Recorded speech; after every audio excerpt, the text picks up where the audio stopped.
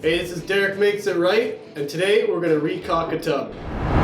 For this job, scraper, a knife, caulking gun, nice tube of caulking, safety glasses, a glove, and a nice wet rag. Alright, I got a maintenance issue here. My silicone grout has cracked along my tub. Water's going to get behind it and cause problems. I'm going to go ahead and scrape that out, clean it up. I've already done two sides. I'll finish this last side and show you how to take it out properly.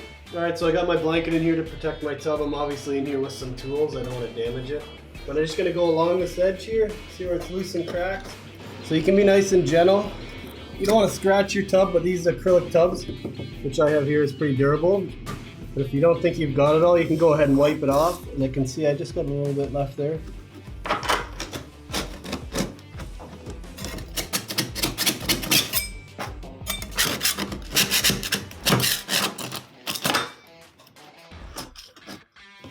Now, if you were trying to just remove straight old caulking, it's probably because it's bad and cracked already.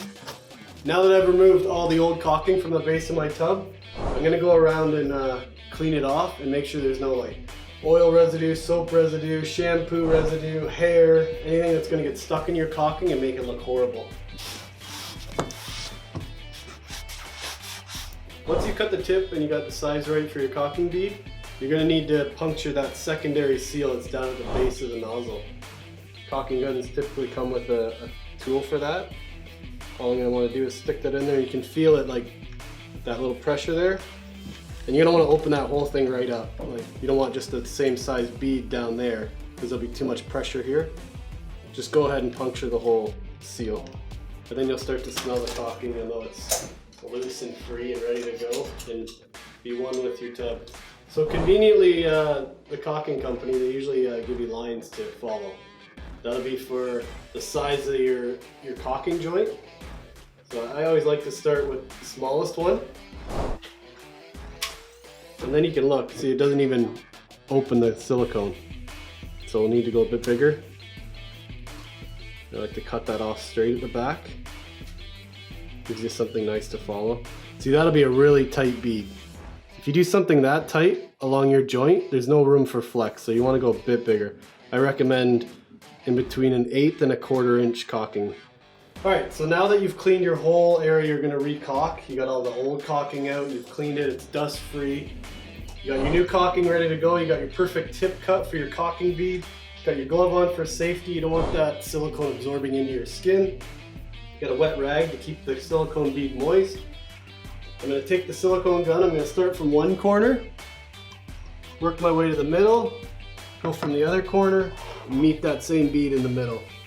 I tend to see that if you go from one side to the other, you're going to get jammed up in the corner, and you have to turn weirdly, and your caulking bead will get all crooked and more on the tub and less on the wall. Pull the trigger, see how it comes out, nice and slow to start.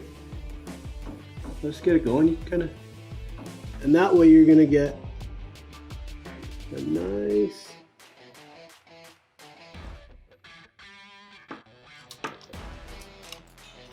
we'll come back to the corner here, we'll start over here, we'll meet in the middle. You want to keep a nice equal distance on wall and tub. You don't want more on your wall and less on your tub. You want a lot of moisture on there. Don't be afraid to get it really wet. If it's too dry, you'll start pulling the caulking and it won't create a nice sealed bead along both surfaces. Keep it wet, only do a little bit at a time, because if I started at this end and went all the way to the other end, by the time I get here I got a huge clump of silicone on my finger. It's spreading all over the place, it's making a mess. So just take your time, do a little 4-inch strip, clean that off, get your finger wet again, come back on, same pressure, and then you can go through once you got the majority of the excess and just give it a nice couple smooth wipes. The trick is to keep that finger moist and free from silicone. So I'm going to come into a problem right here. Usually the tub spout stops me from coming through. So there's other tubes you can get that are handheld and you just squeeze them out. If you have a tight area, you can take it and squeeze it under and give you more space to work with. But I'm a pro, so don't try this at home. No, do try this at home and go underneath. get it. Actually, that wasn't too bad to get under. Now, sometimes when you remove old caulking or whatever's been on there, like it may be stained underneath, you're not going to really be able to fix that. You'll cause more damage like trying to dig it out.